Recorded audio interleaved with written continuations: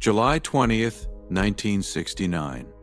A man steps down a ladder and places his boot onto another world. For the first time in history, a human being stands somewhere that is not Earth. In the years that followed, 11 more men would do the same. Only 12 people, out of the billions who have ever lived, have walked on the moon. They saw Earth from nearly 400,000 kilometers away. They stood beneath a black sky, on a silent world untouched for billions of years. They experienced something so rare, so extraordinary, that no words could ever fully describe it. And then they came home. But what happens after that? How do you return to ordinary life after standing on another world?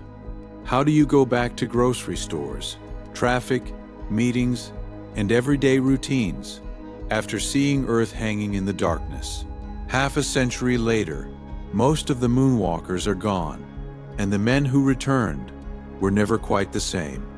This is what happened to the men who walked on the moon. For most of human history, the moon was unreachable, a distant light in the night sky. Poets wrote about it, children dreamed about it, civilizations worshipped it. And then, in less than 4 years, 12 men visited it: Neil Armstrong, Buzz Aldrin, Pete Conrad, Alan Bean, Alan Shepard, Edgar Mitchell, David Scott, James Irwin, John Young, Charles Duke, Gene Cernan, Harrison Schmitt. Their names became part of history. But history often ends the story there. The moon landings, the celebrations, the parades, the photographs, the triumph. What we rarely talk about is what came next, because for many of these men, returning home was strangely difficult. Imagine achieving something that no one else on Earth can truly understand. Imagine knowing that no matter what you do for the rest of your life, nothing may ever compare. For some astronauts, the experience brought clarity. For others, it brought questions. And for a few, it brought struggles they never expected. Perhaps no story illustrates this better than Buzz Aldrin. Today, Aldrin is remembered as one of the great heroes of the space age. But the years after Apollo were not easy. After becoming the second man to walk on the moon, he found himself struggling.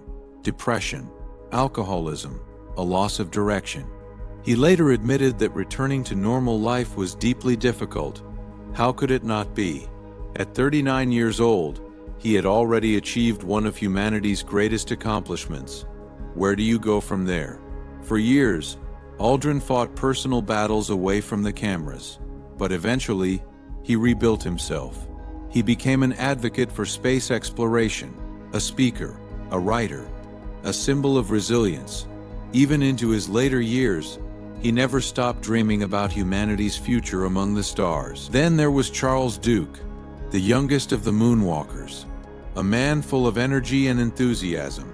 Yet after Apollo, he too struggled with meaning and purpose. Eventually, his journey led him toward faith. Duke often spoke about how walking on the moon changed his perspective, but it was his spiritual journey afterward that brought him peace. For him, the greatest transformation did not happen on the lunar surface. It happened back on Earth. Others found meaning in entirely different ways. Alan Bean, the fourth man to walk on the moon, became an artist.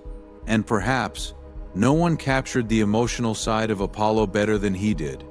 Bean painted the moon, again and again, but not as photographs showed it.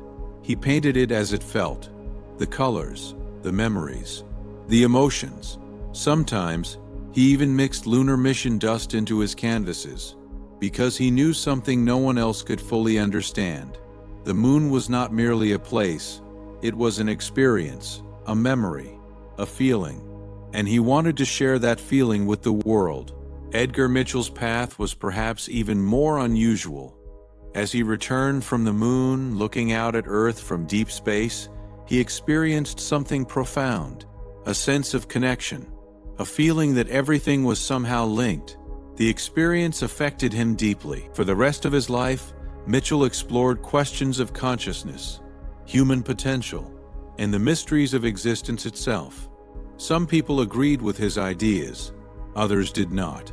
But one thing was undeniable: the journey to the moon had changed him forever. And then there was Neil Armstrong, the first man on the moon, arguably one of the most famous people who ever lived. Yet Armstrong never seemed comfortable with fame. He avoided the spotlight whenever possible. He rarely gave interviews, rarely sought attention. Instead, he became a professor, a businessman, a private citizen, perhaps because he understood something very deeply. The moon landing was never about one man.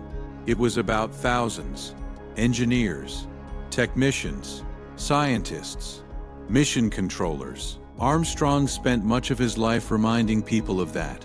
He carried his historic achievement with remarkable humility. Many of the other moonwalkers followed similarly quiet paths. Some entered business, some served on company boards, some remained involved with NASA, some simply enjoyed private lives with their families. But there was one thing they all shared: none of them ever escaped Apollo. How could they? Imagine introducing yourself at a dinner party and knowing that the most interesting thing anyone could ever learn about you happened decades ago. Imagine carrying that for the rest of your life. The moon gave them immortality, but it also gave them an impossible standard to live beside. As the years passed, the moonwalkers slowly began leaving us. Pete Conrad passed away in 1999, Alan Shepard in 1998, James Irwin in 1991, Alan Bean in 2018, Edgar Mitchell in 2016, John Young in 2018, Gene Cernan in 2017, Neil Armstrong in 2012. One by one, the men who had walked on another world became part of history, and with each passing, something irreplaceable was lost. Because these men were more than astronauts. They were eyewitnesses, the only human beings who truly knew what it felt like to stand on the moon, to see Earth from there, to look up into a black sky, and know that every person who had ever lived was far away on that tiny blue sphere. Today, only a few moonwalkers remain. As time moves forward, their numbers continue to shrink, and with them, the living memory of Apollo slowly fades. Yet when the surviving astronauts speak, their words often share a common theme: perspective. Almost all of them speak about Earth differently, about its fragility, its beauty, its unity. Borders disappear from space, politics disappear, conflicts disappear. From the moon, humanity looks small, precious, alone. Many of them spent decades trying to communicate that feeling, because perhaps that was the greatest thing they brought back. Not rocks, not scientific data, but perspective. A reminder that despite our differences, we all share one tiny world. And perhaps that is why Apollo still captivates us.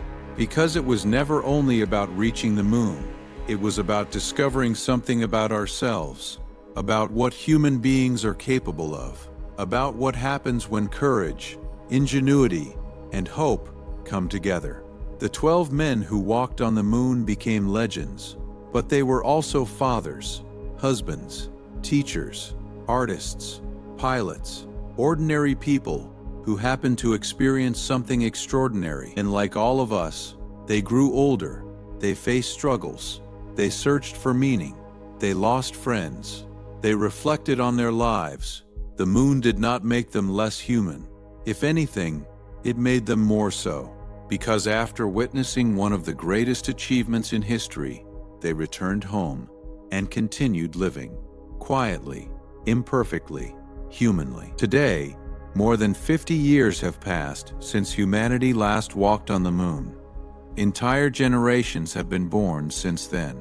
Many people alive today were not even born when the final footprints were left in lunar dust.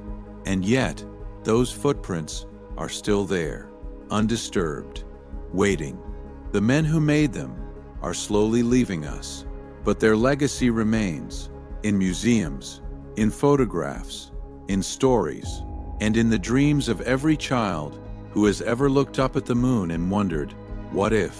One day, Human beings will return.